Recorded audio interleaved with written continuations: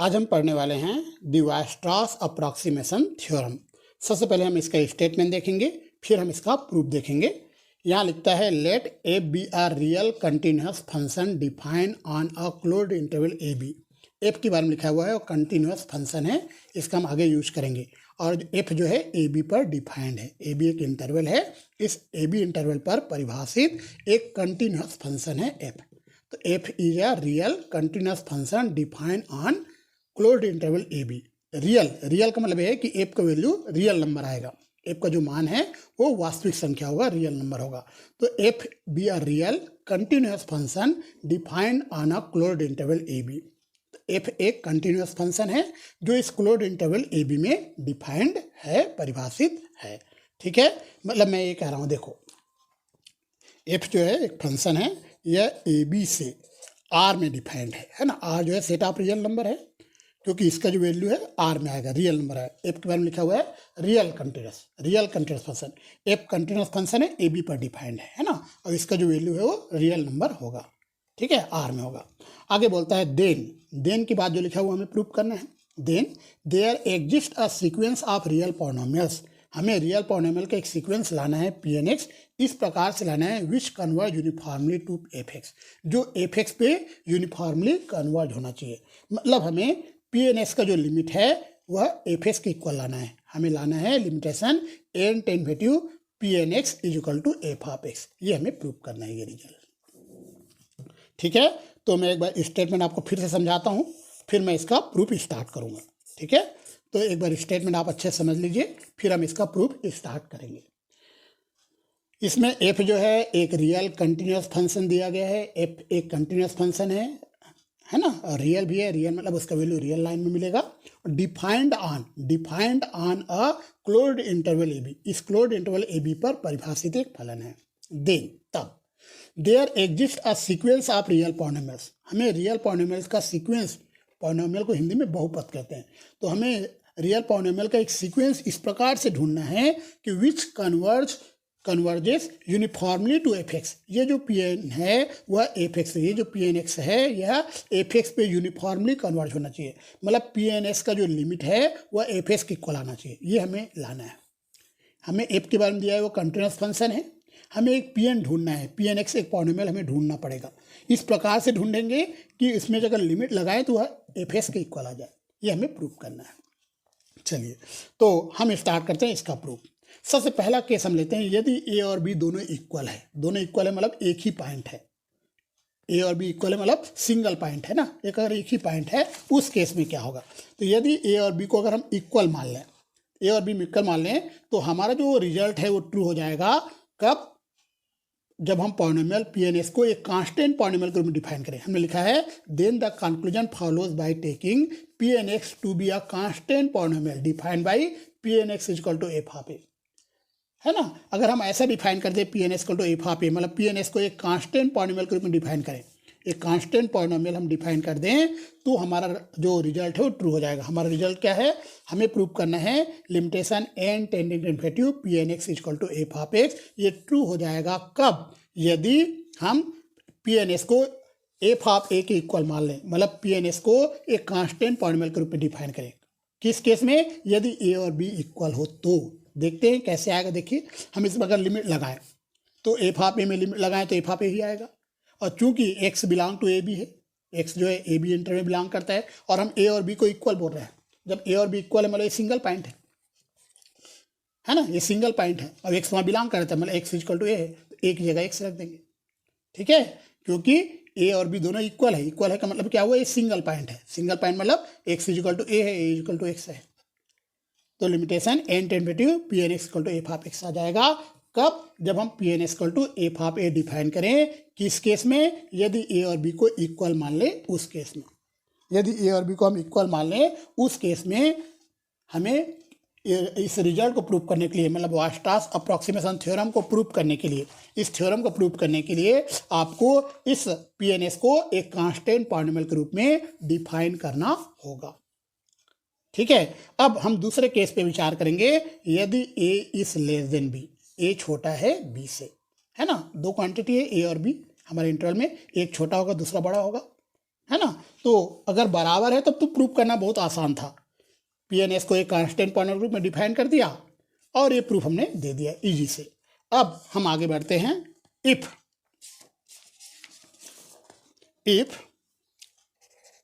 A is less than b, अगर a छोटा है बी से, ठीक है, ए और बी में कोई एक छोटा होगा बड़ा होगा, यदि ए छोटा है बी से, then we consider a linear transformation एक लीनियर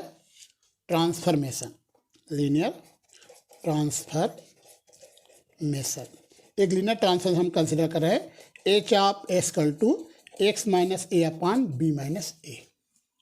ठीक है, हमने एक लीनियर ट्रांसफॉर्मेशन माना है, एक जूम किया है, h of s equal to x minus a upon b minus a. अब देखो यहाँ पर आपको ये मैं बताने वाला हूँ कि एच ऑफ ए जो है ये जीरो आएगा।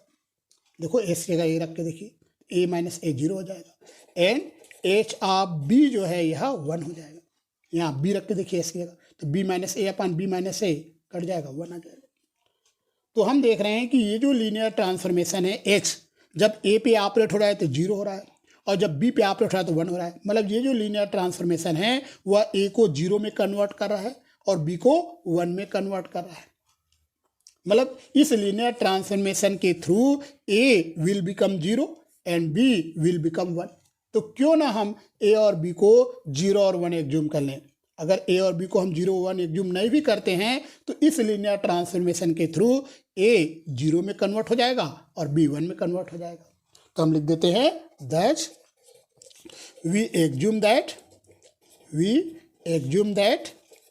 ए is equal to 0 and b is equal to 1। ठीक है, तो हमारा जो इंटरवल है अब 0 1 हो गया। ठीक है, अगर हम ए और बी को 0 1 एग्ज्यूम नहीं भी करें तो इस ट्रांसफॉर्मेशन के थ्रू ए 0 पे और बी 1 पे कन्वर्ट हो जाएगा, चेंज हो जाएगा। तो हमने पहले ए को 0 और बी को 1 एग्ज्यूम कर लिया है। आगे हम बढ़ते हैं। Let us define the polynomial. अब हम एक पॉलिनोमियल डिफाइन कर रहे हैं, पॉलिनोमियल जिसका नाम हमने QNX दिया है। हमें एक पॉलिनोमियल PNX डिफाइन करना अकॉर्डिंग टू थ्योरम।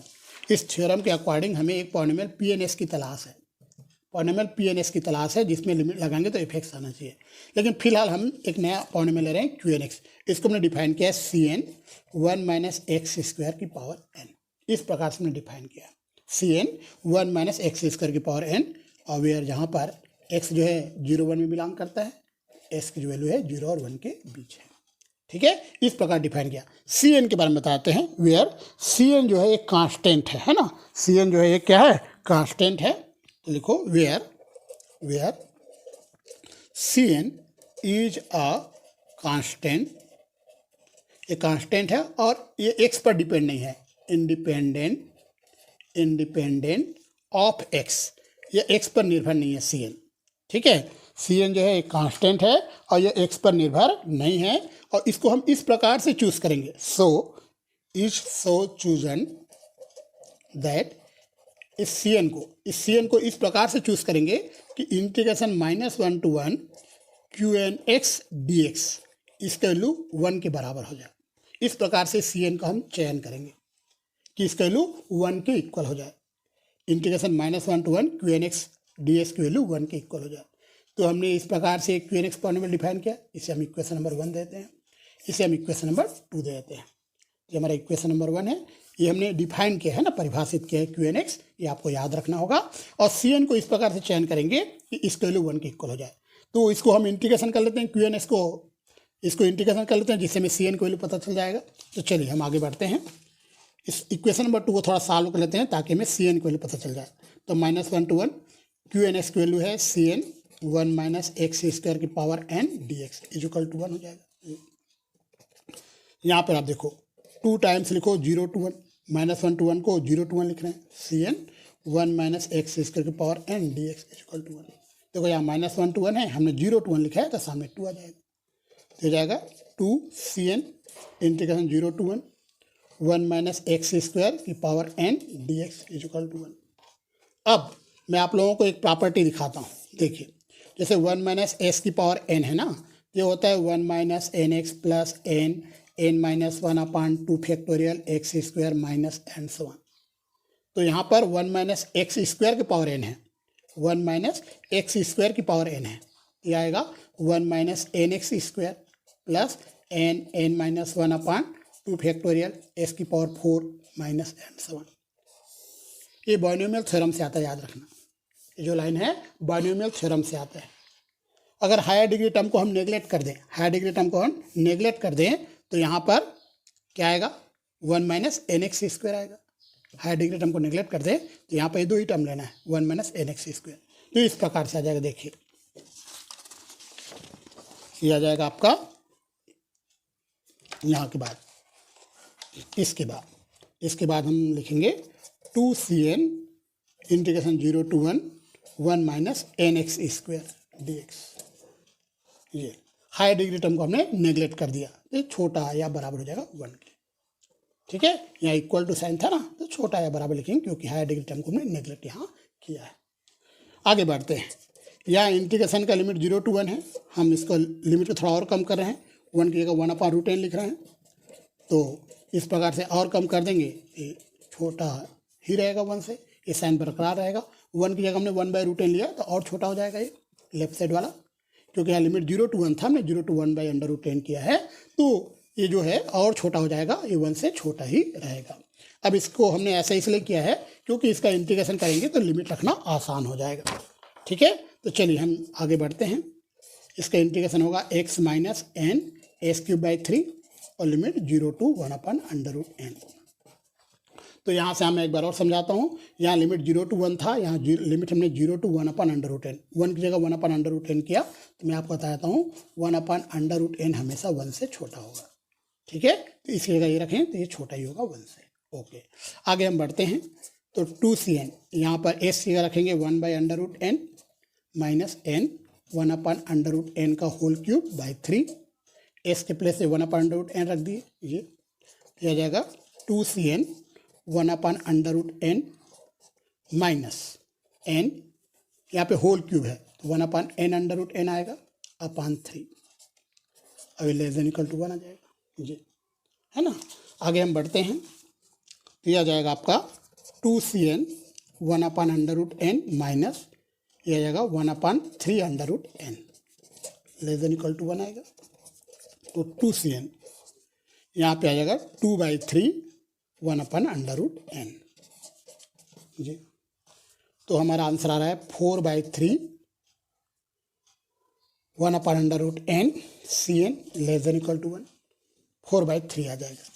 तो यहाँ से आप देख रहे हो कि cn जो है ये लेस देन इक्वल टू आएगा 3/4√n। अब आपको पता है 3/4 1 से छोटा होता है, तो cn छोटा हो जाएगा 1 × √n। यहाँ पर 3/4 के प्लेस पे 1 लिख रहे हैं, तो 3/4 छोटा होता है 1 से, 3/4 इज लेस देन 1, तो इसकी जगह 1 लिखेंगे तो लेस देन आ जाएगा। तो हम देख रहे हैं cn की वैल्यू लेस देन √n आ रहा है।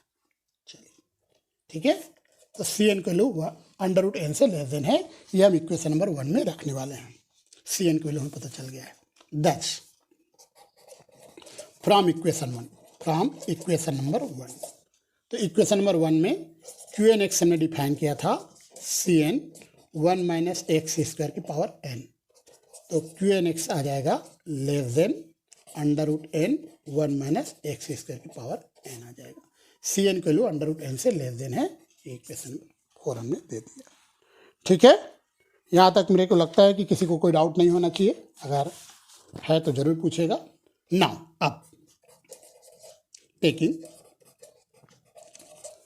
हम डेल्टा जो है ये मॉड ऑफ x से बड़ा ले रहे हैं, और मॉड ऑफ x हमेशा 1 से छोटा होगा। क्यों होगा? क्योंकि s के जो वैल्यू है वह 0 1 में बिलोंग करता है, हमने इंटरवल 0 1 लिया है। ठीक है, देन तब डेल्टा स्क्वायर या छोटा होगा मॉड ऑफ s के स्क्वायर से, तो माइनस डेल्टा स्क्वायर या ग्रेटर होगा minus mod of x square से। ठीक है, तो माइनस डेल्टा स्क्वायर ग्रेटर होगा माइनस एक्स स्क्वायर से। आपको बता देता हूँ कि x पॉजिटिव क्वांटिटी है, 0 1 के बीच है, तो मॉड ऑफ x स्क्वायर और x स्क्वायर इक्वल होगा। क्योंकि x 0 1 के बीच है तो x पॉजिटिव क्वांटिटी है ना। तो 1 माइनस डेल्टा स्क्वायर या ग्रेटर होगा 1 माइनस एक्स स्क्वायर के। बोथ साइड हमने यहाँ भी 1 यहाँ भी 1 ऐड कर दिया।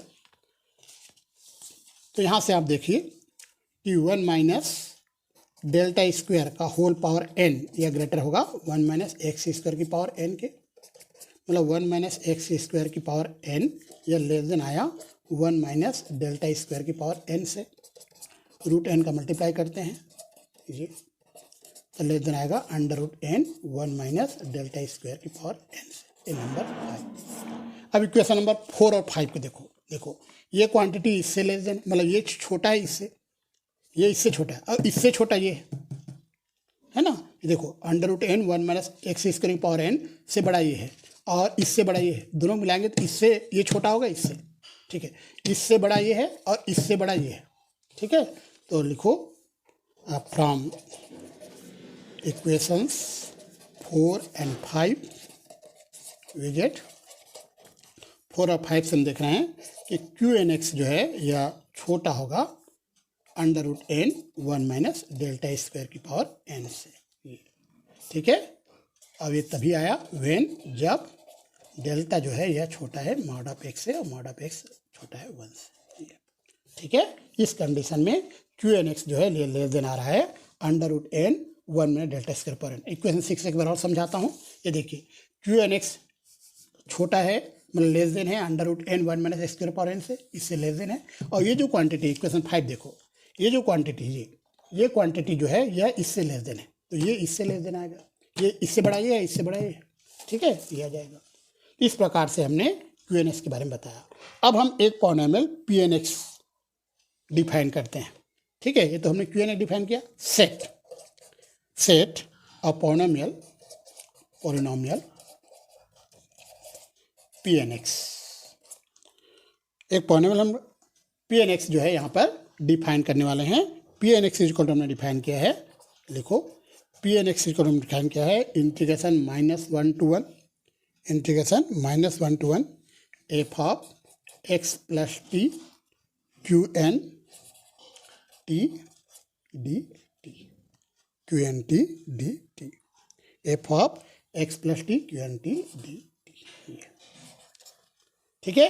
इस प्रकार से हमने पी एन एक्स डिफाइन कर लिया पॉलिनोमियल। इससे हम नंबर दे देते हैं 7। आगे हम बढ़ते हैं।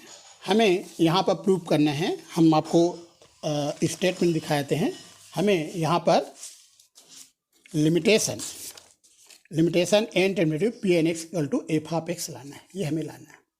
तो ये लाने के लिए हमें ये लाना होगा, देखो हमें लाना होगा mod of P N x minus f x less than epsilon. अगर हम ये ले आए तभी आएगा, ठीक है, ये हमें लाना पड़ेगा, इसका वैल्यू लेस देन एप्सिलॉन।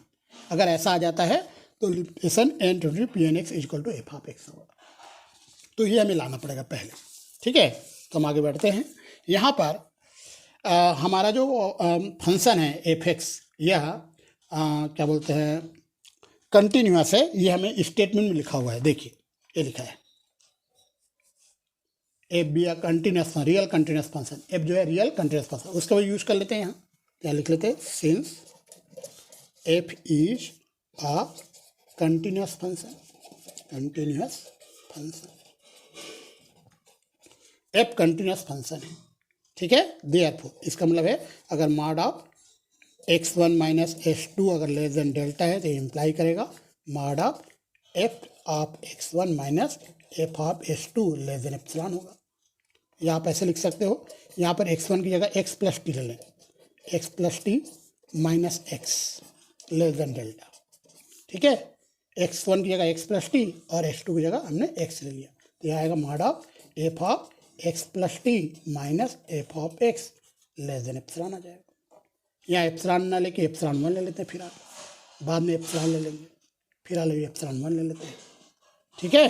तो हम देख रहे हैं दैट इज, इसका मतलब ये है कि मॉड ऑफ, ये देखो एक्स कट जाएगा, mod of T less then delta, ये इम्प्लाई करेगा mod of x plus t minus f of x या लेस देन एप्सिलॉन 1 है, ठीक है। तो एफ कंटिन्यूअस फंक्शन है, इसका हमने यूज कर लिया है। एफ कंटिन्यूअस फंक्शन के डेफिनेशन से आए, या एप्सिलॉन ना लेके हमने एप्सिलॉन 1 ले लिया, ठीक है, बाद में एप्सिलॉन आ जाएगा, ठीक है। अब यहाँ पर x1 की जगह x माइनस टी रख दिया, x2 की जगह टी एक्स रख दिया, तो एक्स एस कटेगा टी आ जाएगा, ठीक है। x1 की जगह x minus x plus T है और x2 की जगह x है। इस प्रकार से हमने ये इक्वेशन नंबर 8 बता दिया। चलिए इसका हम यूज करेंगे कंटिन्यूअस फंक्शन का। अब हमें नाउ अब हमें mod of P N x minus f of x less than epsilon लाना है। अगर ये लेस देन एप्सिलॉन ले आता हूँ तभी पी एन एक्स का लिमिट एफ एक्स के इक्वल होगा। चलिए, तो mod of P N x हमने डिफाइन किया इक्वेशन नंबर आप 7 देख लीजिए। देखिए इक्वेशन नंबर 7, तो यहाँ से पी एन एक्स है integration -1 to 1 f of x plus t Q n t d t और माइनस एफ ऑफ एक्स के साथ कुछ नहीं है तो 1 लिख दिया, 1 इंटू एफ ऑफ एक्स। तो पी एन एक्स की वैल्यू रख दिया और एफ ऑफ एक्स में रखा। अब इस 1 का वैल्यू इक्वेशन नंबर 2 में आप देखिए, इक्वेशन 2 में इस 1 का वैल्यू हम क्या ले सकते हैं। मैं आपको इक्वेशन नंबर 2 दिखाता हूँ, उससे आपको पता चल जाएगा इस 1 के वैल्यू हम क्या ले सकते हैं। ये देखिए integration -1 to 1 Q n x d x equal to 1। यहाँ एस जगह अपन टी लिखने वाले हैं, एक्स लेकर टी लिखेंगे तो -1 to 1 Q n t d t equal to 1। 1 की जगह हम ये लिख सकते हैं इक्वेशन नंबर 2 से। तो यहाँ से आ जाएगा mod of integration -1 to 1 f of x plus t Q n t d t minus इस 1 की जगह लिख रहे हैं integration -1 to 1 Q n t d t और इंटू एफ ऑफ एक्स है। ठीक है, ये आपको समझ में आ गया होगा। 1 की जगह हमने ये लिखा है from equation 2, from equation number 2 से आगे बढ़ते हैं। तो यहाँ देखो इंटीग्रेशन यहाँ भी है, इंटीग्रेशन यहाँ भी है, क्यू एन टी यहाँ भी है, क्यू एन टी यहाँ भी है, दोनों कॉमन आ जाएगा। इंटीग्रेशन -1 to 1 और ये आ जाएगा f of x plus t minus f of x और q n t d t. इस प्रकार से इंटीग्रेशन दोनों में सेम है, -1 to 1 क्यू एन टी दोनों में है, दोनों में हमने बाहर निकाल दिया। अब ये मॉड को अंदर ले जाएंगे तो यहाँ लेस देन इक्वल टू का साइन आएगा। Integration -1 to 1 mod of f of x plus t minus f of x और mod of Q n t d t. ये ली तो ये मॉड को अंदर ले गया, इसी कारण less than equal to sign आया। इसके बारे में पता है ये लेस देन एप्सिलॉन 1 है। अभी हमने इक्वेशन नंबर 8 में बताया था। देखो mod of x plus t minus f x less than epsilon 1 है। ये देखो ये लेस देन एप्सिलॉन 1 है तो ये लेस देन एप्सिलॉन 1 हो जाएगा। तो -1 to 1 ये आएगा एप्सिलॉन 1, यहाँ लेस देन साइन आ जाएगा, इक्वल टू जाएगा लेस देन साइन आ जाएगा, लेस देन। ठीक है, और into mod of Q n t d t.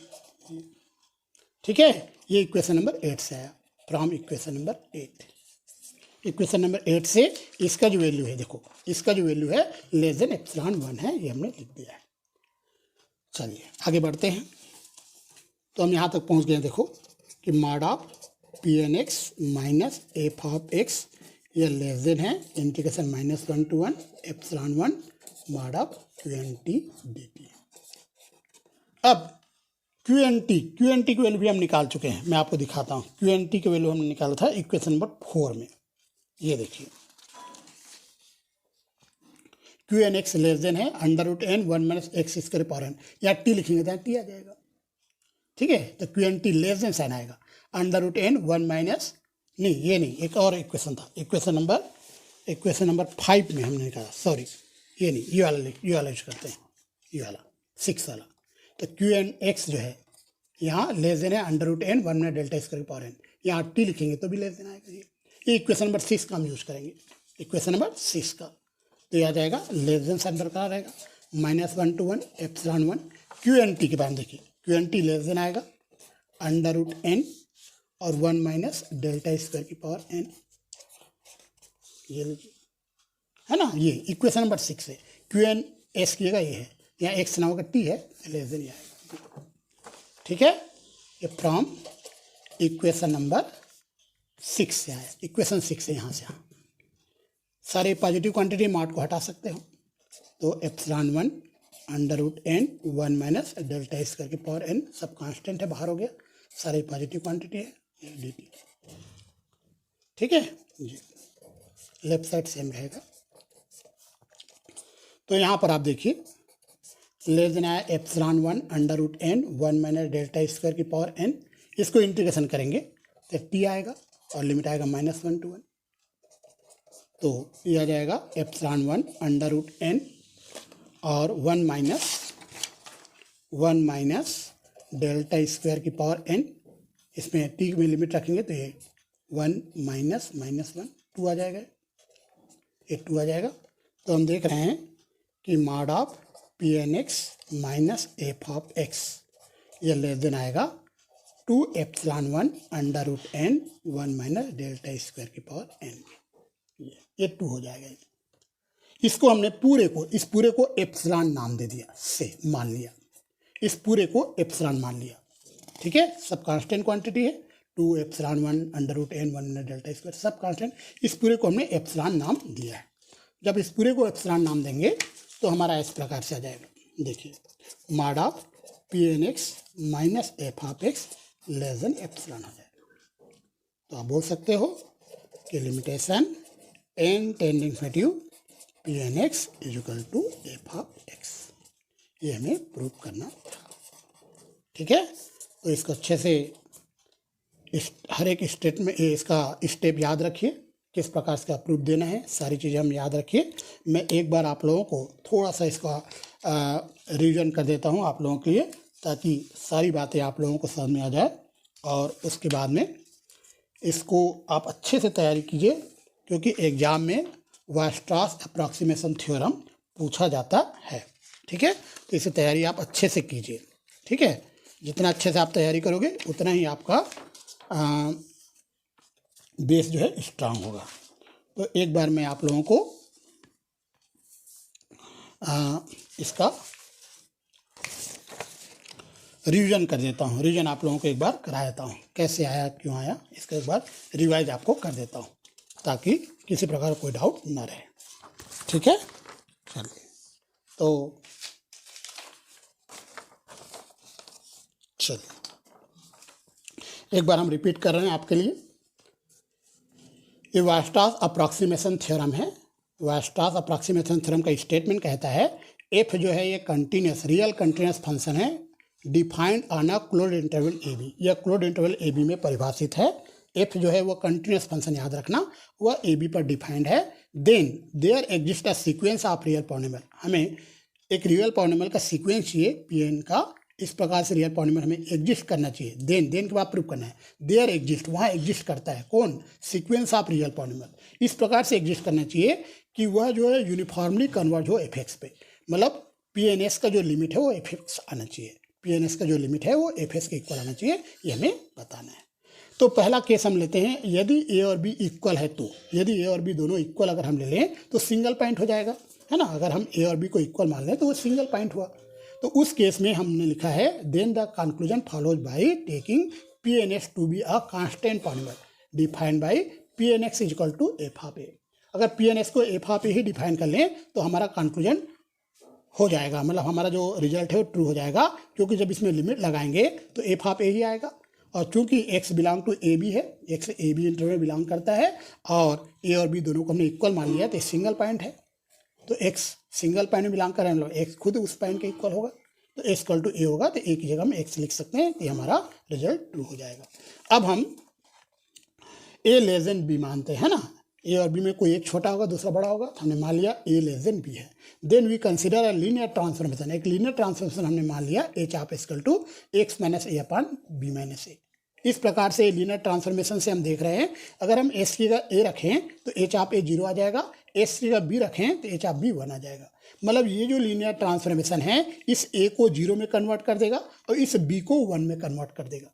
इस लीनियर ट्रांसफॉर्मेशन के through a will become 0 and b will become 1, तो a 0 हो जाएगा और b 1 हो जाएगा। तो क्यों ना हम a और b को 0 और 1 एग्ज्यूम कर लें, तो हमने लिखा है thus we assume that a is equal to 0 and b is equal to 1, a को 0 और b को 1 हमने एग्ज्यूम किया।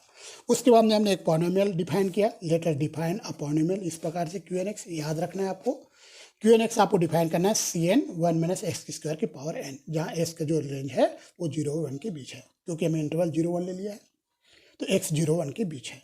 अब ये जो सी एन है ये कांस्टेंट है, और इसको इस प्रकार से चूज करोगे कि integration -1 to 1 Q n x d x is equal to 1 हो।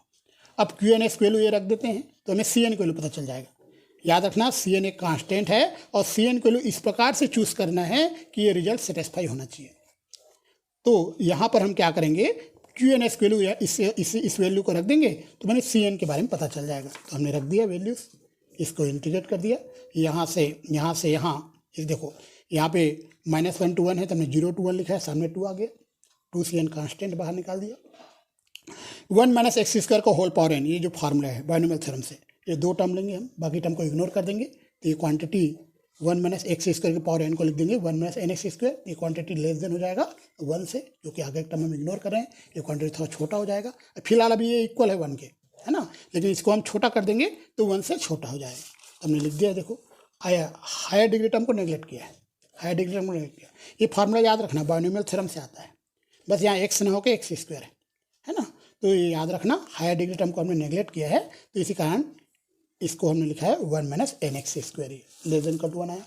यहाँ पर लिमिट 0 to 1 है, हमने 0 to 1 अपन √n लिखा है, तो और छोटा कर दिया हमने लिमिट, तो 1 अपन √1 से छोटा होता है, इसी कारण ये लेस देन इक्वल टू 1 बरकरार रहेगा, ये साइन बरकरार रहेगा। इसको हमने इंटीग्रेशन कर दिया, एस की वैल्यू 1 अपन √n रख दिया, फिर एस की वैल्यू 0, तो 0 रखेंगे तो 0 हो जाएगा, मैंने एस की वैल्यू 1 अपन √n रखा, ये हमारा आ जाएगा। थोड़ा इसको हम सिंप्लीफाई करेंगे, तो सिंप्लीफाई करने के बाद में हम देख रहे हैं कि 4/3 1 upon √n cn less than equal to 1 आएगा, मतलब cn less than equal to 3/4 √n आ जाएगा, मतलब cn लेस देन √n आ जाएगा। यहाँ पर 3/4 1 से छोटा है, इसी कारण 3/4 की जगह हम रखेंगे लेस देन। अब cn को 1 √n से लेस देन, ये इक्वेशन नंबर 1 में हम रख देते हैं, ये हमने इक्वेशन नंबर 1 डिफाइन किया था, तो cn की जगह √n रखा, तो ये लेस देन साइन आएगा। अब हम एक डेल्टा डिफाइन करें, डेल्टा मॉड ऑफ x से लेस देन है, और हमें पता है x की वैल्यू 0 1 के बीच है, तो मॉड ऑफ x भी 1 से छोटा ही होगा, तो delta square mod of x square से लेस देन होगा। अगर माइनस साइन का मल्टीप्लाई करें तो साइन चेंज हो जाएगा, ठीक है। अब आपको पता है x जो है 0 1 के बीच हम लोग x पॉजिटिव क्वांटिटी है, तो mod of x square equal होगा, तो मॉड ऑफ x स्क्वायर को x स्क्वायर लिख दिए, बोथ साइड 1 8 हमने कर दिया। अब बोथ साइड हम पावर n ले लेंगे, हमें ये लाना है एक्चुअली में 1 - x स्क्वायर की पावर n, तो बोथ साइड n पावर ले लिया हमने। अब यहाँ पर हम देख रहे हैं, इसको लेफ्ट लिख दिया, इसको राइट में, बोथ साइड √n का मल्टीप्लाई किए, ये इक्वेशन नंबर 5 आ गया। अब इक्वेशन नंबर 4 को आप देखो, QnX इससे लेस देन था और ये क्वांटिटी इससे लेस देन है, दोनों को हम मिला देते हैं तो QnX लेस देन ही आ जाएगा। 4 और 5 को हमने मिला दिया, यहाँ पर डेल्टा को मॉड ऑफ x से लेस देन है। अब हम एक पॉलिनोमियल ले रहे हैं PnX equal to -1 to 1 f of x plus t QnT dt, ये याद रखना है पॉलिनोमियल, इसे इक्वेशन नंबर 7 हमने दिया है। अब f के कंटिन्यूस होने का हम यूज कर लेते हैं, हमने लिखा है f कंटिन्यूस फंक्शन है, इसी कारण कंटिन्यूस फंक्शन का डेफिनेशन से आएगा, ये जो लाइन आया है कंटिन्यूस फंक्शन का डेफिनेशन से आया है। यहाँ पर x1 की जगह हमने x प्लस टी ले लिया, x2 की जगह x ले लिया, तो x s कटेगा t आ जाएगा, यहाँ पर इस प्रकार से आ जाएगा, ठीक है। चलिए अब यहाँ पर हम निकालने वाले हैं mod of PnX minus f of x की वैल्यू।